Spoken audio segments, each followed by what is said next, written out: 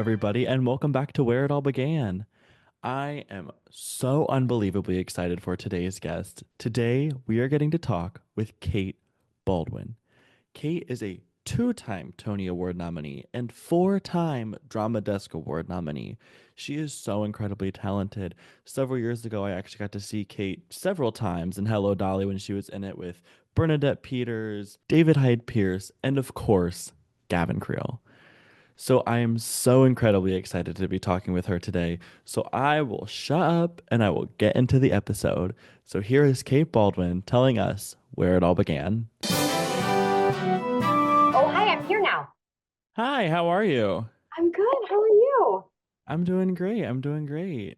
So welcome to Where It All Began. I cannot thank you enough for being on. I'm so excited to chat. Like we were talking about before, I had the honor of seeing you several times in Hello Dolly, when you were in that run, and so I'm like, calm down, it's fine. Like it's just another person, you know. And so again, my goal with this podcast is to kind of bring light to the people in the shadows who helped us the most that we don't always hear about. You know, we hear about the um, producers or the agents and the managers, but I want to get to the nitty gritty of it and find out, you know, who helped you in third grade when you were struggling and how you kind of got to where you are today. So if you're ready, I'm ready to jump right in. Sure. Yeah, I'm happy to be here. So you are from Wisconsin. So what was your kind of hometown there like? Is it a smaller area? I know the Midwest very well. So was it kind of a I smaller know. area that you grew up in? I've been to Findlay, Ohio. I know what it's like there. Let's see. I was born in Evanston, Illinois, which is a suburb just north of Chicago. We lived there till I was 7 years old. I had a fantastic first grade experience at a place called the Martin Luther King Jr. Laboratory School. That's a mouthful when you're six. To say all of that, but it was a cool kind of progressive institution where it was a public school where we changed classes and had lockers, and we seemed very grown up for first grade, I want to say. And one of the things I remember most about that school is its fantastic library and incredible teachers who expected a lot of us. And then I remember moving to Wisconsin, to Shorewood, Wisconsin, which is a literally a square mile in area. So you could walk it in a day. You could circle it several times in a day if you wanted to. And getting to second grade there at the fantastic Atwater Elementary School, and looking at the teacher and saying, "Oh no, I've already done that phonics book. Oh no, I've already done that multiplication book." You know, those things, types of things. But what I remember about my fantastic um, elementary school is also the music program. There was an incredible teacher there named Marilyn McGriff, who I'm not, even her name sounds musical, doesn't it? Marilyn McGriff. And Yes. she had these fantastic Orff instruments. I don't know if you know who Carl Orff was, a composer. Um, and he had a method by which he would, a method for teaching young people music. And if you want to think of it, it's kind of like all different kinds of xylophones. So we had little glockenspiels, which are made out of metal. I don't know what the metal is, I'm sorry. To all kinds of xylophones that ranging in size from really big to mid-size too. So she had everybody playing an instrument. And yes, the little bars of the xylophone each had the name of the note on it. So if if she'd say hit a C, you could hit it with your mallet because it was right there in front of you. It's not like you had to really remember. But she had everybody playing. And it wasn't recorders, that you could take home and practice. It was something that we had to do together. We had to watch her. We had to make the music together. It wasn't something that you could be, that you would go into a practice room and do all by yourself and then, succeed or fail by how much, time you put in. It was something that you had to pay attention and be in the moment for. I thought that was so exciting. And she was opened my eyes to the joy of creating music together. And she'd make us sing twice a year. We'd have like a winter concert and a spring concert, and she'd get everybody's participation. There was no sitting out. everybody had to sing. And I loved singing. And I remember in third grade, there was a solo for one of the songs. The song was called "The Water Is Wide." It's a traditional Irish folk tune. I'm sure you've heard it. Yeah. And I auditioned, I guess. That's what you call it. Anyway, I sang, and she said, "Would you like to be the soloist for this song?" And all it entailed was, I think, singing like 8 bars by myself. But I thought that that was so much fun, and I think I remember thinking that the phrases were so long and I couldn't possibly sing it all in one breath. And so I had to be sort of judicious about, or for the first time, decide where to take a breath in a phrase. And that song has stayed with me, CJ. I actually sang that song at my cousin's wedding a couple of years ago. Oh, wow. She got married.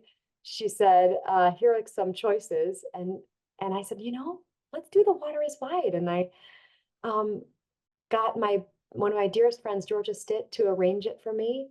And we gave my cousin a couple of different ideas for arrangements. There was one that was kind of like very um, Aaron Coplandy, Americana sounding, but wide, expansive, and beautiful. And that's the one she picked. So I love that "The Water Is Wide" has stayed with me from like third grade till till Yeah. just a couple of years ago. Yeah. It's Was that, interesting how a song can travel with you for yeah. yeah. Was that kind of your earliest experience to music, or did you have outlets in Evanston that you were involved with as well? That was it. Did you go, being so close to Chicago, did you go see theatrical productions in Chicago? I was only 5 and 6 years old when I was there, so I don't really recall. I do remember going to downtown Milwaukee. We had a wonderful program in the music department of my elementary school where we would go and we would hear the orchestra, and everybody would get on the school bus and go to Eline Hall at the Milwaukee Performing Arts Center. And we would have sort of a docent, a person um, who would come in and talk to the music class before we went to see the orchestra. And I think her name was Eileen Dubner. And I know this because one of her sons, she had three, I think, became best friends with my little brother, Stephen Dubner. Oh, So, wow. so she would come in and explain things like not just how to behave in an orchestra hall, things like being quiet and sitting still, and but she would explain the music to us and talk about what we were going to hear and why it was important, what to look out for, what to listen for. And I loved those field trips. Those were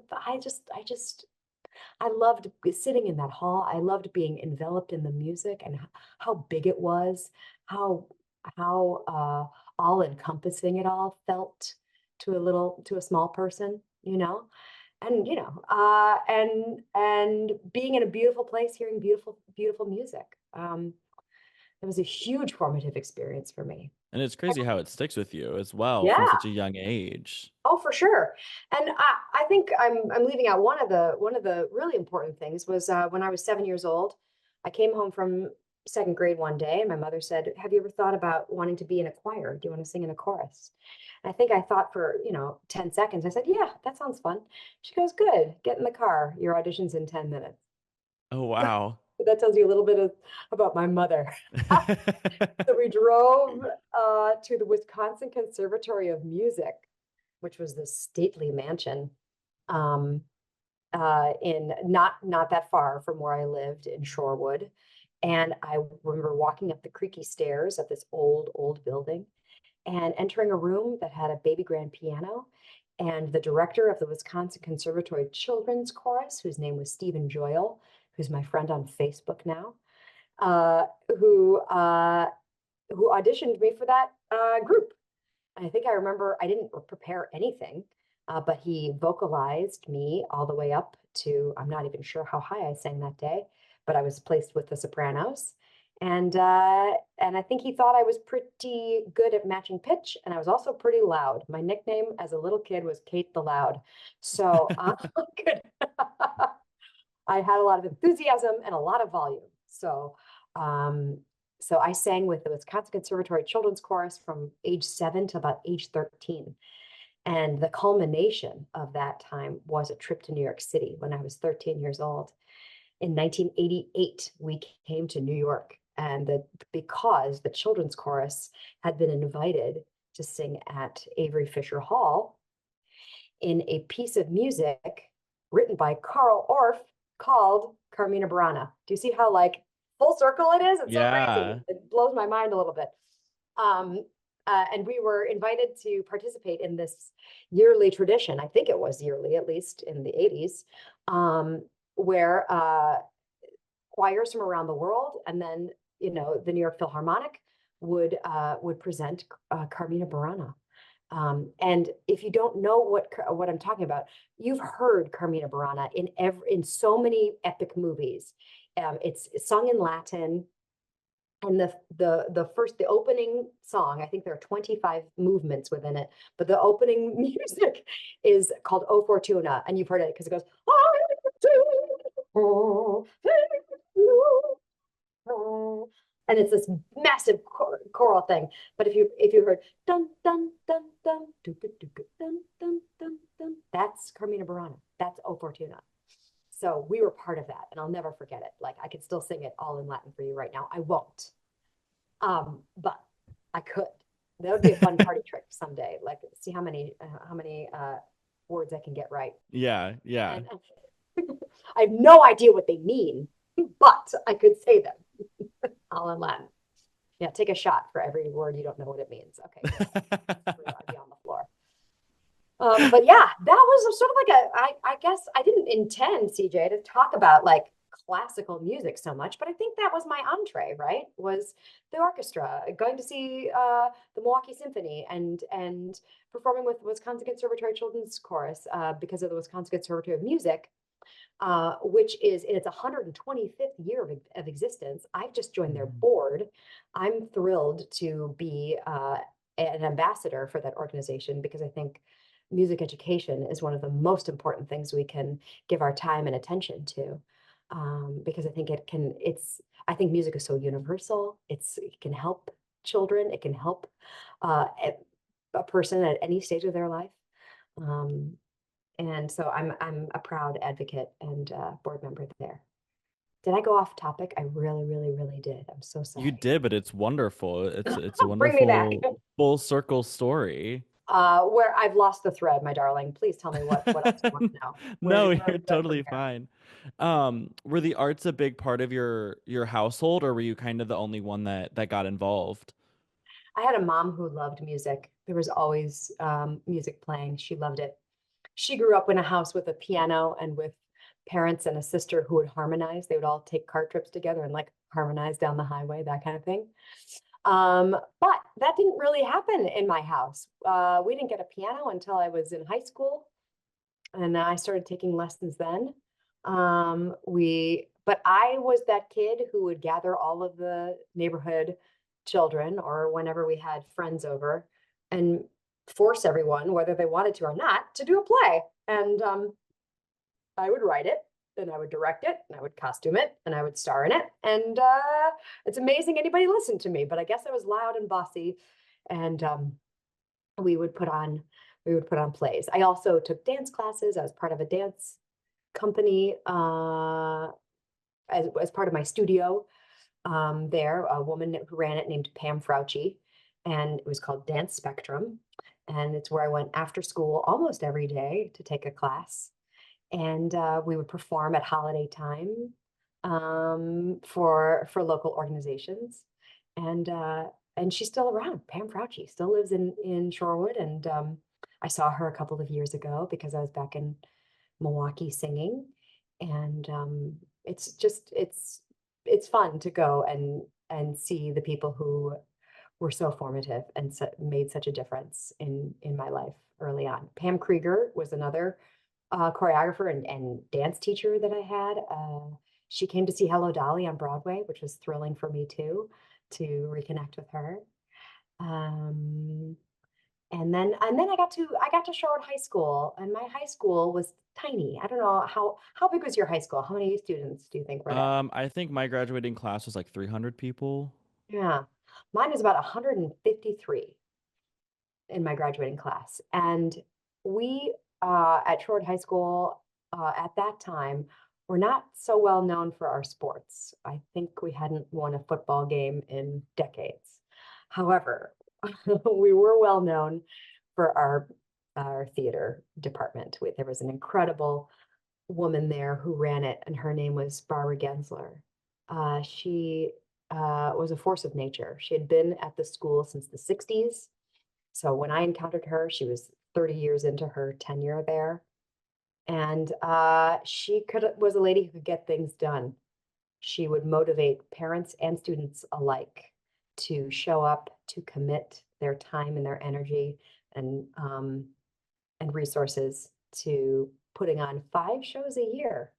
And my junior year of high school, we did Into the Woods, and I got to play Cinderella, and we had a magical moving, sort of ramp that mimicked the Broadway set. I'm sure the Broadway set had an automated ramp. Ours had actual students underneath it, sort of positioning it here, positioning it there, Yeah. and swinging it around. It's amazing. Everyone came away from that whole experience with all of their limbs intact, to be quite honest with you. We had a cow that fell over and died. It was not played by a human. It was a puppet cow. We had a witch who changed, from hideous to beautiful, with great sleight of hand. And so all the technical elements were, I thought, for a high school, quite advanced. And we had a live orchestra, and the production values were really terrific. So much so that the next year, my senior year, she decided that we would do Evita at a public high school in Wisconsin. Yes, we did Evita with the full white dress, with the full scaffolding. It really just mimicked Hal Prince's concept. I can't believe, I don't know how she got it or what she did to get it, but we did. And at the time, I wanted to be an opera singer too. So it was, I have video of my head voice, Ava, if you were ever inclined to see a 17-year-old who thinks that they want to be an opera singer try and belt like Patti LuPone. It's pretty entertaining. So what was your earliest theatrical introduction? You had done a lot of choir and a lot of singing. Was high school when you started getting involved with the theatrical productions? Like plays and musicals, yeah. So what was It was high that? school. It was my freshman year. We did Grease, because every high school does Grease. Yes. Well, and I think it was strategic on her part. I think Mrs. Gensler wanted I think it was more of to be honest with you, a PR stunt. I think she wanted people to notice what was happening in the musical theater, in the theater department. So she got so many people to audition. I think she got in the hundreds of people Oh to audition wow. because that movie is so popular, right? Yeah. And then so to be cast in Grease as a freshman and a freshman girl, whoo, the competition was really stiff. And I was so thrilled to be cast in the ensemble of Grease at my high school as a freshman. Well, doing it as a PR stunt, if you've got it, flaunt it. She knew what she had. Well, for other shows that weren't as well known, she would say, I got to go out there and beat the bushes. She would sort of, she would stand in the hallway and sort of wrangle, especially high school boys and say, hey, you look right. Come in here. How loud can you talk? Can you match this pitch? Can you step 1 step, 2 step, touch, go? And she would sort of wrangle, she would stand there with a lasso really and just get them in the room. And then once they, if they didn't run away screaming, they'd be in the show. Um, I don't know how she did it. Because I was one of the willing participants, right? I really wanted to be a part of Hmm. it. I'm so curious about what it meant to put on a play and put on a musical. Um, so yeah, but she was about 5 feet tall, tiny lady, but she could get things done. I was really impressed with her. So you had a more cutthroat, quote unquote, theater production at your high school. So everyone auditioned and were there cuts in your musicals and stuff? No, if you auditioned, it didn't mean you automatically got to be in it. So she did keep the cast size to a reasonable, 25 to 30 member cast. It wasn't like if you contrast that with, say, like my son is 14 years old. He's completing eighth grade. He just did Shrek Junior at the middle school, and nobody. If you want to be in the show, you're in the show. So there were 125 students in Shrek Junior, Mm-hmm. and my hat goes off to Mark Kessler, who is the geometry teacher slash musical director, and I'm sure those two things are related. I'm sure like angles and shapes play into how do you move 125 kids on Yeah. and off the stage and make sure everybody gets a moment in the front, because he did, and he did it beautifully. He did it. It's an amazing feat. Yeah. Who did your son play? He was Papa Ogre. Thanks for asking. So fun. Yes, I have lost only 3 hand towels to all of the green face paint. But those are easily replaced. So it's all worth it. Yes. All worth it. Yeah. So did you do plays and musical at your high school? Yes, I did. Yes. We did Our Town. We did You Can't Take It With You. We did The Crucible. Oh my gosh. I Oh, just went to go wow. see John Proctor as the villain.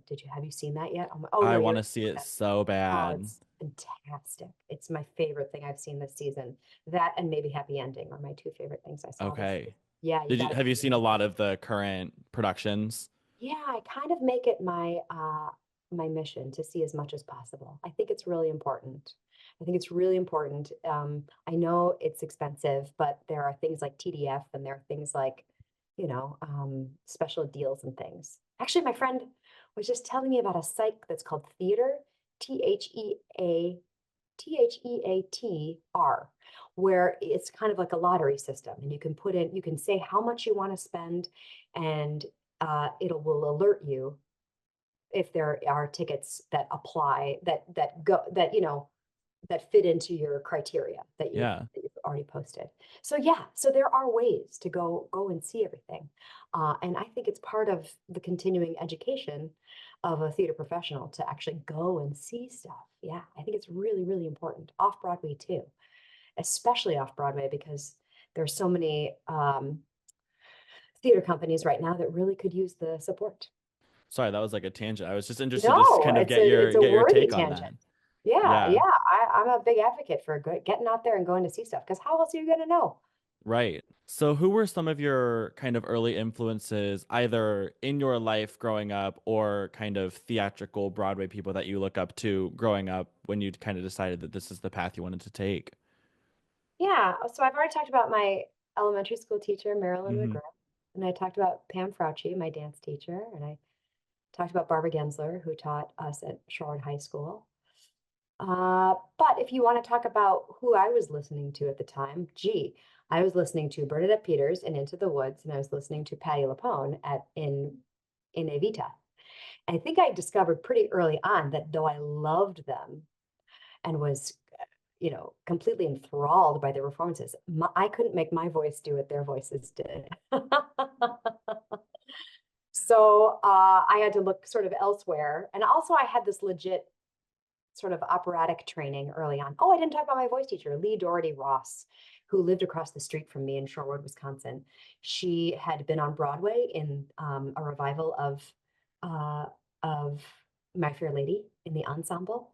She was a gorgeous singer, gorgeous woman who had competed in the Met finals, the Metropolitan Opera finals. She was a finalist. She was quite accomplished, and she took me on at 16 years old and taught me um, you know uh, traditional bel canto style singing. And we would do the book of 24 Italian arias, like Hmm. Caro mio ben, pur di cesti, amarelli mia bella, all those, Yeah. where you learn about bel canto, beautiful singing. um, and it was in Italian, and then we went to French, and then we went to German. And so throughout high school, I really thought that I would study voice classically. And it wasn't until I got to college and I had a teacher there named Marie Machuda, who changed the way I sang and who taught me how to sing the way I sing now. The, you know, the sort of philosophy of like one voice, of getting rid of the idea of a head voice and a belt voice, but making it all one seamless kind of, I guess if you want to use the word mix, you can. I don't particularly like the word mix. I don't know what I'm mixing. I think it's just all one voice. And so, but when I was in college and sort of learning about that style of singing through with Marie, the people I listened to were people from the Midwest who sounded like I wanted to sound, like Liz Calloway, like Marin Mazey. Those are my two biggies because Marin had that golden warmth and body and depth to her voice. And then Liz is sort of like a silvery, bright, ageless sound. I mean, Liz to me, she's my friend now, so I can call her Liz. She sounds to me right now the way she did on that recording from 1984 from the musical Baby. I don't know if you know the musical Baby, but if you Mm. don't, you should check it out right now. That's how I got my equity card in Chicago when I graduated from Northwestern. There was a local theater doing a production of Baby, and I was like, "Ooh, I know how to sing like that. I've been studying Liz Calloway for the last 4 years. Let me give that a shot." And so I went and auditioned for Baby at the Marriott Lincolnshire, and I got cast and learned a whole lot about what it means to sing a show 8 times a week, and was grateful, super grateful that I had been listening to somebody as healthy and as timeless and has the stamina and staying power like Liz Calloway does. Yeah. Hmm. So when did you kind of realize that this is what you wanted to do as a profession? The day they offered me a contract, CJ, that's when I realized I wanted to do this as a profession.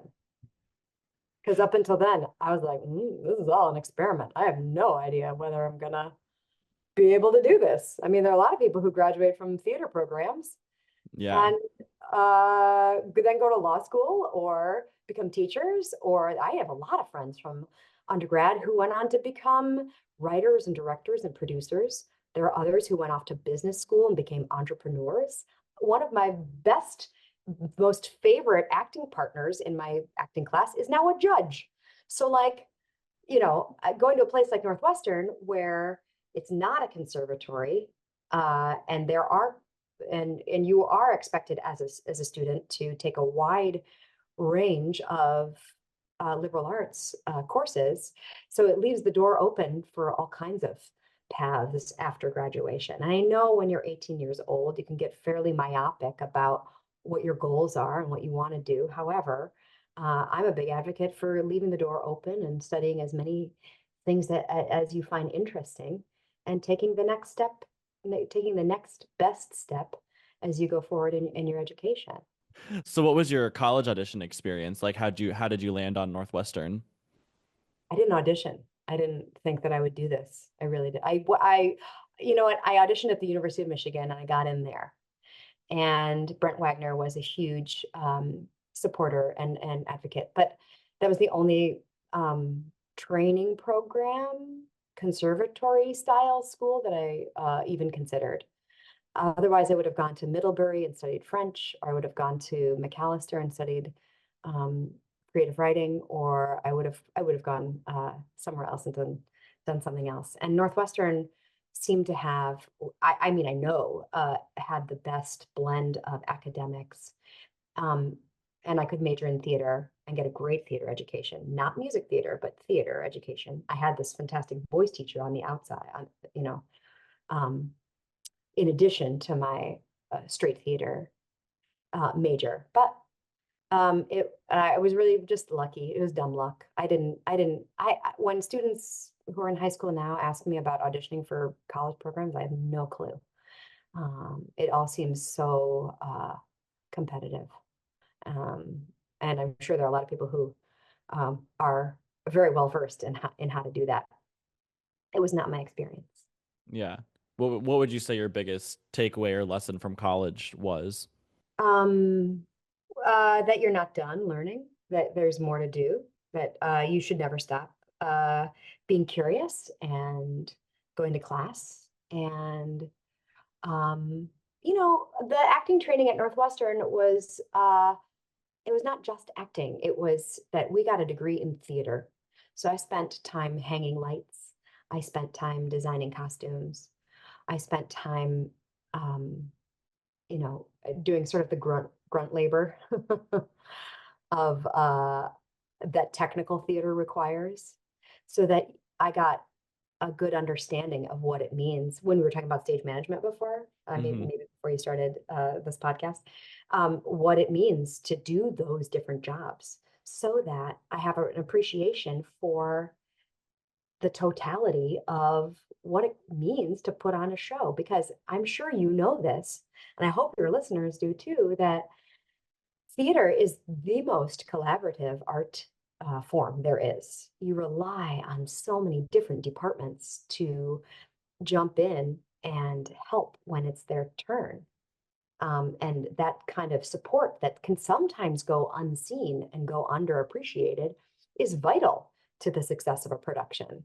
Sure, you see the star and you see the conductor maybe, and you see the ensemble, but there's a fleet of people behind them who make it possible for them to do their job well. So I think my biggest the thing that I appreciate most when I look back on my education at Northwestern was that I got a whole theater um, education, not just in acting. Does that answer your question? I hope Yeah. so. Yeah. Yeah, And I think it helps to be well versed, like we were talking about. It gives you a greater appreciation, but it also opens doors to things you might not even know that you like to do. If you like the totally. behind the scenes doing a lighting design and figuring out, if I put lights here, how does it shadow this? And I think Mhm. it opens doors to things you don't even realize are there for you to do. For sure. And that it's all storytelling.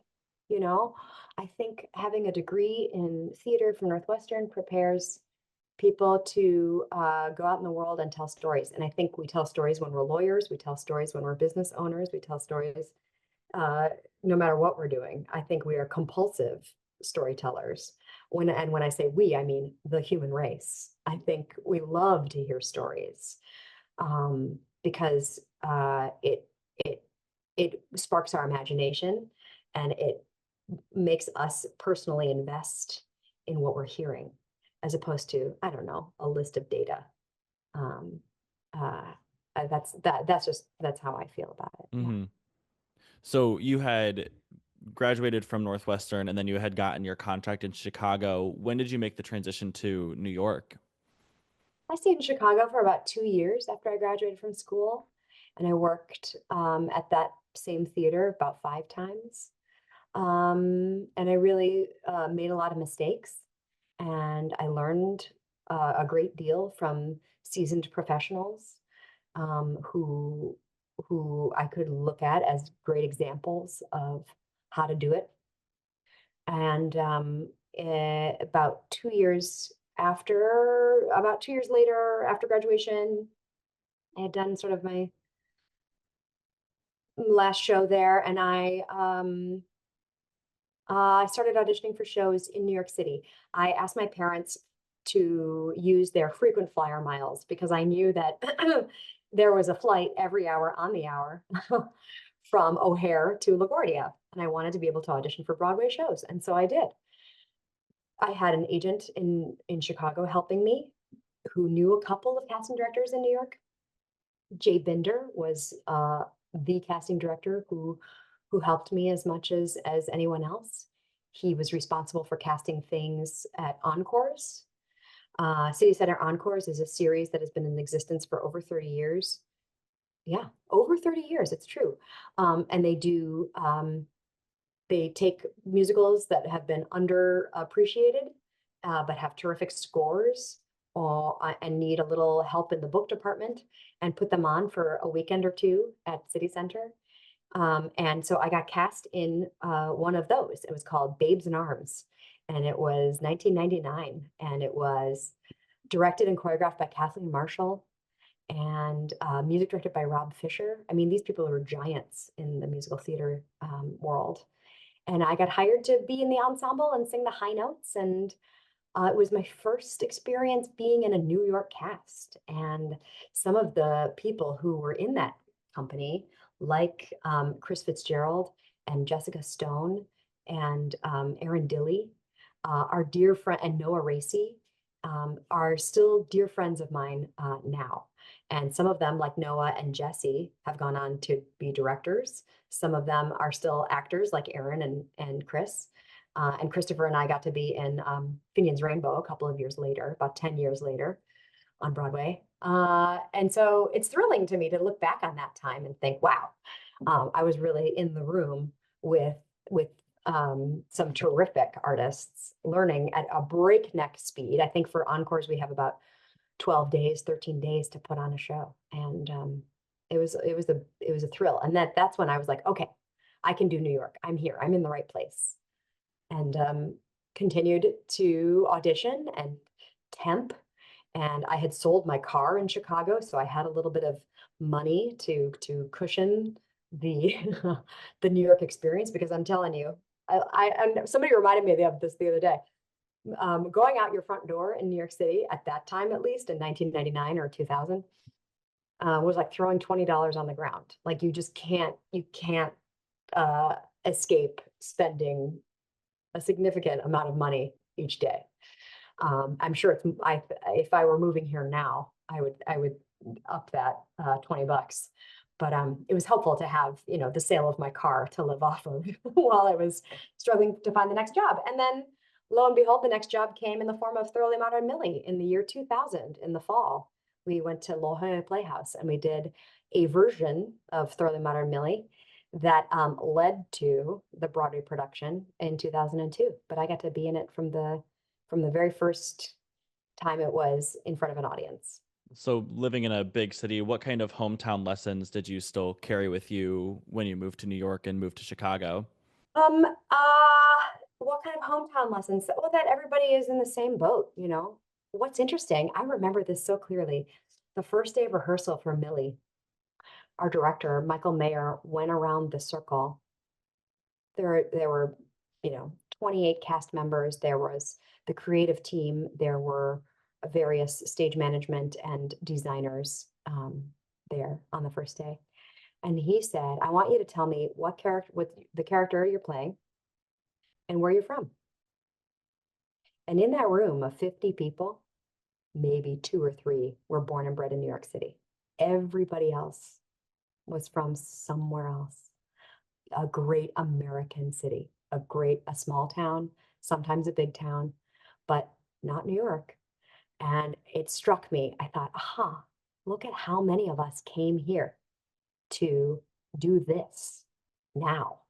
And I think Michael's point in highlighting that was we're all Millie. We've all come here in search of something, in search of inventing our own lives, interested in becoming, another version of ourselves. So that's what your question makes me think of. It makes me think of how many people in New York City really are coming from somewhere else. So the identity that we associate with New York is malleable, right? Because there's so many people who are coming in search of the next adventure. And that's kind of what New York kind of represents, right? It represents adventure to those of us who were just visitors until we decided to make it home. And really, New York is like a bunch of tiny neighborhoods. If you think about them as little villages, you get to know because that island is so compact and we are forced to live with one another in close proximity. I remember moving to New York from Chicago and thinking, okay, here are the two things I need to be prepared for today. To walk when the subway or the bus doesn't come. So have good footwear and have a backpack so that you can carry everything with you. And also, my parents hate this one, be prepared to touch someone you don't know. You are going to jostle into someone, someone's going to bump into you, you're going to touch somebody that you didn't plan on touching today. And that was a real change from the Midwest, where there's plenty of room. And so if you're going to be in someone else's space, you better be willing to say, excuse me, or sorry, or, didn't see you, forgive me. You have to communicate with people in New York City in the way that in a way you don't have to in Chicago. It's fascinating. I go back to Chicago or Wisconsin now, somebody bumps into you, they pretend it didn't happen. In New York City, you do not get away with that. You have to acknowledge what just happened. It's so interesting. But yeah, that's a truism right there. Hmm. So what was the moment in your career that you were like, okay, this is what I meant to be doing. This is where I meant to be. That it was just like a confident thing in your mind that said, this is what I'm doing. Was there a moment like that for you? No, no. Was there I ever a think moment about that you had the flip side of that you're like, every maybe I day, should go to every day, every day I want to quit. Every day I think I should change. So what makes you keep going? Oh, I don't know. Um, I don't know. What makes me, I don't know. The people, I think I call it show friends, not show business, because I'm in it for the people I get to meet and the people I get to make stuff with and the people I get to hear from and be a part of their story. Um, Really, truly, it's about the other artists, and because I like hearing unusual stories. I like feeling like I'm not alone when I hear a familiar tale, when I hear a familiar experience. But I also like learning about other people's experiences too. And working on storytelling. I think we are compulsive storytellers. I think we can't help it. We have to do it. And so I think that's why I keep going, because out of out of habit, out of compulsion, out of um, curiosity and interest in other people. Hmm. So, in addition to performing, you also have done a lot of master classes and taught a lot of master classes. How did you get to the teaching side of the arts? What made you want to do that? It seems like I've been doing a lot of that recently, a lot of master classes recently, and I'm not sure how or why. It wasn't a conscious choice. It's just something that has arisen, and when I'm available and can make it work, it's a delight. I really enjoy teaching. I really enjoy coming into an established program and being the quote guest star. And what's gratifying for me is when the teachers are also in the room and I say something that affirms and backs up what they've been trying to tell their students. And I see them nodding and I see them looking at the students like, what wasn't I just telling you that? Okay, now Kate says it. Now maybe you'll believe her. You know Right. what I mean? Like now maybe you'll go with what I was trying to teach you. So I find that gratifying because that lets me know that what I think is important to convey about performing a song, about acting a song, about an audition situation, or about rehearsing how you rehearse a song in order to perform it. They value that too. So my hope is that I come in, shake them out of their expected um, way of proceeding and try to turn it 360 and say, look at it from this side. And I always start with books too. I say, don't take my word for it. Read this book by Craig Cornelia. Read this book by Jack Vertel. Read this book by my friend J.V. Mercanti, because they've written about it and will take the time to explain. Whereas I have, 10 minutes with each student and I'm going to like cut to the chase and maybe demonstrate it for you and ask you to glean as much as you can from what I'm laying down. It's been Yeah. really, really fun, really, really challenging and really fun. Teachers are amazing. Teachers, especially at the high school and the college level, uh, are are trying to impart what they know and what techniques have served them in the past, but they're also dealing with fledgling humans and people who are becoming who they are, who they will be. They're giving birth to themselves, and that's an exciting thing to be around. It also could be incredibly frustrating too, and also kind of scary because you're looking at a person trying to use their life and their point of view on the world as a means to tell a story, right? So we must be very cognizant of that, what we're asking them to do. And so it's thrilling, and also, takes some recalibration to for me with each classroom that I step into. I have to discover very quickly what the norms are of that classroom, and to see, because I'm going to try and push people into a space where they maybe haven't thought about themselves before, or ask them to take a risk. And so I always try to create an environment that is full of support and kindness, and because I'm trying to say, take a risk. Maybe your voice will crack. Maybe you'll fall down. Maybe you'll. So I want the other people in the room to take care of all of us, and to make sure that we feel confident and secure in what we're doing. Hmm. Yeah. I think it's important to kind of have those flop moments to get to something greater. Absolutely. How are you going to know if you don't like go a little too far, right? Hmm. And then your voice cracks. You go, oh, that I've reached that limit. Oops. You're not, I don't, I'm not advocating, obviously, I'm not advocating for anybody to hurt themselves. I would hate for Right. that to happen, but you'll never know if you don't try. So I have just a couple more questions before we kind of close out our conversation. These are the more kind of cliche questions that I ask everybody. So you are obviously a two-time Tony nominated performer, four-time Drama Desk nominated performer. I always ask people, and we've talked about a lot of people today, in your life when you were growing up. If you were giving your Tony speech right now, there's no music to cut you off. There's nothing that's going to stop you. Who would be the people that you mention in your speech? Oh, I would talk about my parents because they were incredibly supportive of me and continue to be. And they took me to see things and to listen to things, and exposed me to a wide range of experiences when I was a kid that included baseball games and basketball seats and sailing on a boat and camping and canoeing. I just didn't pick any of those. I picked the symphony and the opera and the musical theater and the plays and the trip to New York City when I was 13 years old. That was a big eye opener.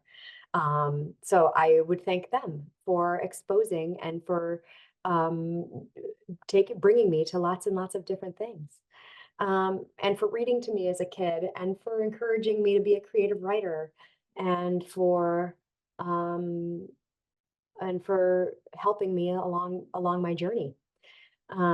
That's who I would talk about. And I would talk about my husband, who is also an actor, who uh, is my partner in this life and in this career. We do a pretty good job, I think, of taking turns and supporting one another. He always says yes, and he's never said, please don't go there, please don't go do that. He always says, yeah, how can we make it work? And that's the best kind of partner you can have, somebody who believes in you, who trusts you, and is your biggest fan. And likewise, I am his biggest fan too. He's about to go do about to go play King Triton in Little Mermaid at the Paper Mill Playhouse. So we've been on that journey together of like, which fish costume makes me look best? Is this a good crown or a bad crown? That kind of thing. And then we have a 14-year-old boy who is the third point of our family triangle, and also is along for the ride, whether he likes it or not. And he is resilient and flexible and smart and funny, and he is my world. He is everything. So that's who I'd talk about, my family. Mhm. Yeah. Sounds like you have a very, very great support system along with Pretty you. lucky. Yeah, I'm pretty lucky. And we've evolved together that way. My husband and I celebrate 20 years of marriage this year. And Oh, congratulations. thank you. I don't think we're the same people we were when we began. And so, I feel very, very lucky that he is as awesome as he is. I didn't know that 20 years ago when I married him. I had a clue. I thought I wasn't totally blind, but you never know what Yeah. circumstances will throw at you, right? Hmm. Yeah. So if there were to be one person in the theater world that I could get on this podcast to hear their story, to interview them like this, who do you think would have an interesting story to hear? Oh, there's so many. I would say Stephanie J. Block. I would say Laura Benanti. I'd say Jay Harrison G. L. Morgan Lee. Um, Christian Borle, Santino Fontana. Who else loves teachers? Talks about oh, Johnny Groff. Jonathan Groff talks about his teacher all the time. His elementary school teacher and his high school teacher all the time. Who else would be good? Um, Andrew Lippa, the amazing composer, lyricist. Perfect. So one of the last things that I have to ask is this is not the easiest career field to go into. It's not always the bright lights and glitz and glamour that we see on stage. It's a lot of not booking auditions and dry spells and having other professions. So what would you tell the listeners to help them stay motivated and focused on their dreams even when the road gets tough? Hmm. You have to love the doing of it. You have to love the learning of it. It has to reward you in your bedroom, in your dorm room.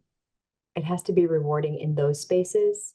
And you have to be curious about yourself and curious about how to become the best storyteller you can be.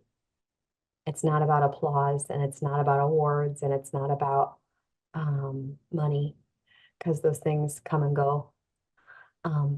But the working on a story remains the same. You have to sing and act and dance because you absolutely love it and you do it no matter what. Um, yeah, there has to be sincere curiosity around it too, to find out why these stories were written the way they were, to go and dig deep into why a musical works or doesn't work, and to listen to the people who have come before you and take a piece of their knowledge and build upon it. Um, because there is value in what has come before. There is value. Yeah, that's awesome. That's incredible. Great advice for everyone as well. So the last thing that I have for us is our rapid fire question segment. Okay, Um, so these are not theater specific. They are just kind of this or that questions. sure. Just a fun way to round out our conversation. So are you ready for these I'm questions? ready. All right, perfect. Cats or dogs? Dogs, Summer or winter? summer, Sweet or savory? savory, Book or movie? book, Plane ride or road trip? plane. Oh, plane. Text or call? Call me. I'm Gen X. Call me. Sunrise or sunset? Sunset. Okay. Yeah. Comedy or horror? Oh God, comedy. No, my husband loves horror. Oh, I can't. I know. I'm the same way. I can't do Oh, it. I and just comedy's can't. hard. So give me some good comedy. I love it. Yes. The last thing you binge watched. Right. The last thing I binge watched, oh, White Lotus. It's such a good treadmill Okay. show. It's just like it's so preposterous. Yeah, yeah. It's also so fun just to watch, like, see unhappy rich people, isn't it? Like, be like, oh, look, there's billions of dollars and they're still miserable. There's a lesson for you. Um, an app that you use the most. Voice memo. Okay. Um, who's one person that you would love to have coffee with, living or dead? I would love to have coffee with. Michelle Obama, That's a great one. right? That was my last question. That was my last question. So, Good. I'm glad we could go out with Michelle Obama. That's a yeah, good, it's a strong ending. great, that's a great, Very strong yes. ending. Yes, yes. Well, I truly cannot thank you enough for being on. Are there any projects that you're currently working on that you'd like to kind of plug or promote? Nothing I can talk about right now, but thank you Okay. for asking. Okay. Again, I cannot thank you enough for being on. This was My such a wonderful pleasure. time. My pleasure. Good luck to you with everything that you do. Well, you have a great rest of your day. You, CJ. Thank you so much. You bet. Have a nice Bye. day. Bye. Oh my gosh. I loved getting to talk with Kate today. That was such an incredible conversation that we got to had. I feel honored just even getting to have talked with her, setting this meeting up, let alone talking to her over a Zoom. Like, oh my gosh. I'm speechless. I truly am because this was so incredible. So stay tuned next week for another wonderful episode as we continue to find out where it all began.